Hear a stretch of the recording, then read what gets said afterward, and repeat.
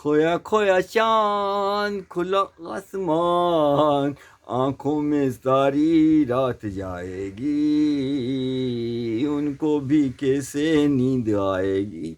तो साहब होता क्या है, जब गंधर्वों ने कौरवों को बंदी बना लिया तो युधिष्ठिर ने बोला अर्जुन से, उसको समझाया। अर्जुन ने बोला हमारा क्या, लेकिन नहीं बोला कौरव, बोला अर्जुन को समझाया कि जहाँ तक है आपस की लड़ाई, तहाँ तक वे हैं 100 और हम हैं 5।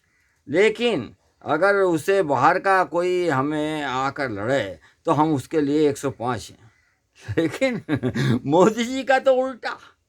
जब लालू जी ने मोदी जी का को आईना दिखाया कि न तो इनका कोई धर्म है न इनका कोई परिवार।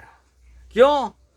क्योंकि जिस जनता को अपना कहते हैं उसको कोरोना काल हो, चाहे नोटबंदी हो या बेरोजगारी का सबके ऊपर सर पर तार तार करने वाला चक्र घुमा दिया, और सत्ता पर सवार होते ही स्वयं विष्णु विश्व भ्रमण पर निकल कर हैं?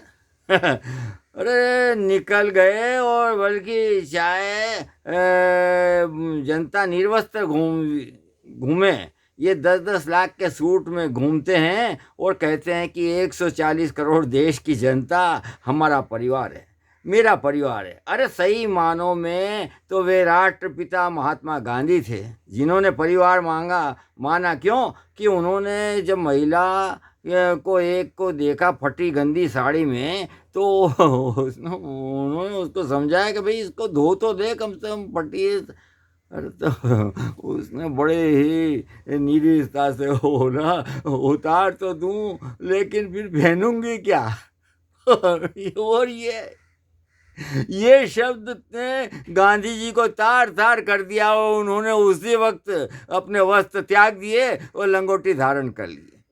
वो आजीवन आधा नंगा बदन रहे कि जब तक सारी जनता को वस्त्र नहीं मिलते मैं भी वस्त्र नहीं धारण करूंगा, हैं? लेकिन मोदी जी, तुम तो मगरमच्छी बातें छोड़ो, क्योंकि अगर वाकई 140 करोड़ गरीब को परिवार मानते हो तो ना तो वो तुम 80,000 रुपये का फिर मशरूम क्यों खाते हो?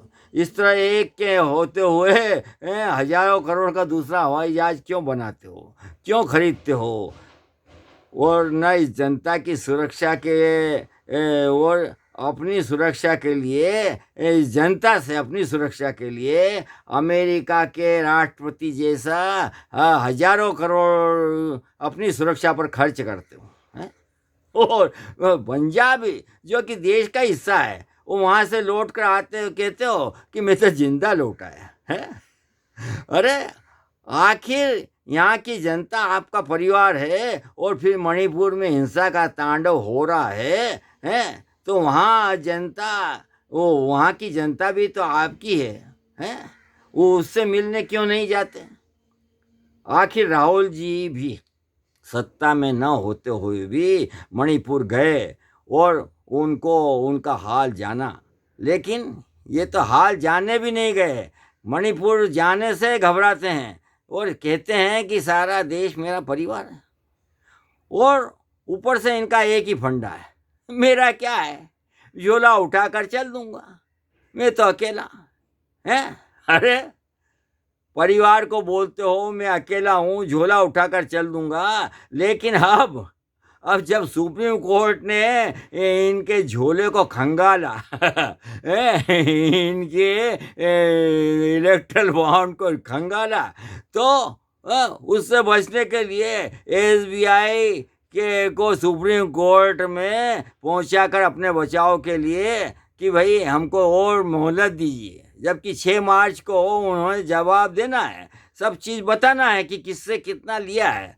लेकिन उस एसबीआई को पहुंचाया कि भैया तिगनी का नाच कुछ भी कर और मेरे को मेरी जान बचा है, और सुप्रीम कोर्ट से पूछ कि भैया आगे 3 महीने जून तक का समय दे दो।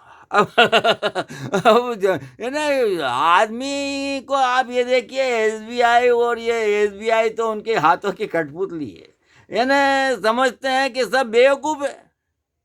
अरे सबको समझता है कि जून तक यदि समय दिया तो उसके बाद तो महोदय अपना सब अपने ईवीएम और तमाम साधनों से जीत ही जाएंगे, और उसके बाद फिर क्या है, फिर किसको देंगे, और किस उसको उसकी जानकारी से किससे क्या लिया दिया, वो उसको उससे किसी को क्या मतलब। तो ये ये अपनी सत्ता जाती हुई देखते हैं, तो आज तिगनी का नाच नाच रहे हैं, और इसको लेकिन जनता सब देख रही, इनकी नोटंकी सब देख रही है, और सब कुछ आज ओपन हो गया है।